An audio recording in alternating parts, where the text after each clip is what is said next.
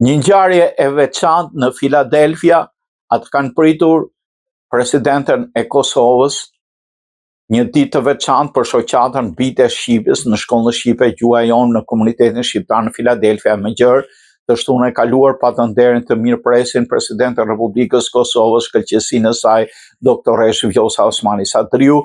Atmosferë festive, ngjyra kombëtare, muzikë dhe zëra fëmijësh mbushën shtëpinë e shqiptarit, duke dhënë ngjarjes një frymë të ngrohtë adhetare. Presidenti Osmani, shoqëruar nga këshilltarja e saj, zonja Donika Kadaj Bujupi, u prit me respekt dhe entuziazëm nga kryetari i shoqatës Bite Shqipes Dritan Matraku, këshilli drejtues i shoqatës, si dhe nga nxënësit e shkollës shqipe Gjuha Jon. Si e do tradita, kryetari Matraku uroi mirëseardhjen presidentes duke theksuar nderin dhe privilegjin që ndjen e gjithë shoqata dhe komuniteti shqiptar për praninë e saj.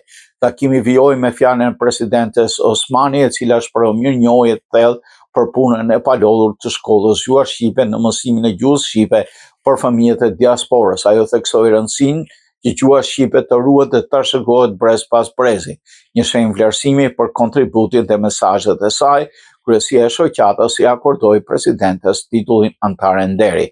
Programi vijoi me këngë të recitime nga nxënësit të shkollës shqipe, të cilat u përconin si dhuratë simbolike për presidentët. Të pranishëm në këtë ngjarje ishin e përfaqësues të shtetit të Pensilvanisë, Këshillit Bashkiak qytetit Filadelfias, senatori Joe Picoci, State Representative Pat Gallagher, Councilman Michael Driscoll dhe drejtori ekzekutiv i zyrë për çështjet e migrantëve Charles Ellison.